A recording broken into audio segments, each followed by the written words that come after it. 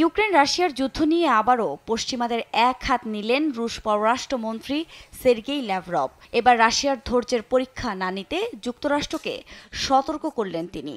সম্প্রতি এক সংবাদ সম্মেলনে মস্কোর সঙ্গে নিজেদের পারস্পরিক সংযমের বোধ হারাতে শুরু করেছে ওয়াশিংটন অভিযোগ করেন তিনি। এটিকে বিপজ্জনক বলেও অভিহিত করেন রুশ পররাষ্ট্রমন্ত্রী।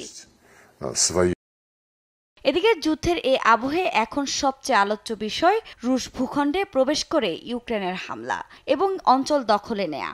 তবে এ নিয়ে এবার মন্তব্য করলেন রুশ প্রেসিডেন্ট ভ্লাদিমির পুতিন। তিনি দাবি করেন, ইউক্রেনের দনবাসে রুশ বাহিনীকে প্রতিহত করতেই কুর্স্কে হামলা চালিয়েছে জেলেনস্কি বাহিনী। তবে নিজেদের পরিকল্পনায় সম্পূর্ণ ব্যর্থ হয়েছে তারা। একই সঙ্গে কুর্স্কে নিজেদের শক্তির জানান দিতে যেয়ে উল্টো নিজ অঞ্চলেই দুর্বল হয়ে পড়েছে ইউক্রেনীয় বাহিনী।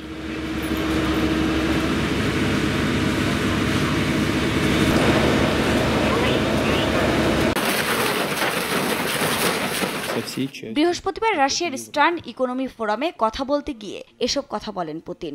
শুধু তাই নয়, রাশিয়া সবসময় আলোচনার জন্য প্রস্তুত ছিল বলেও জানান রুশ প্রেসিডেন্ট।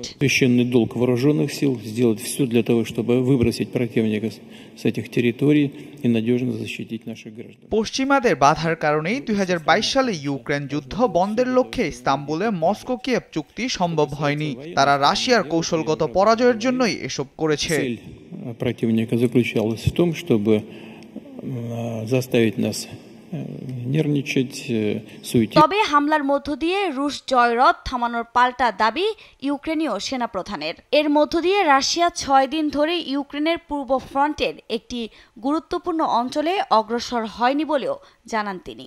এছাড়া গেল 6 আগস্ট হামলা শুরুর পর থেকে এখন পর্যন্ত কুর্স্কের অন্তত 1300 কিলোমিটার জায়গা দখলের দাবিও তাদের।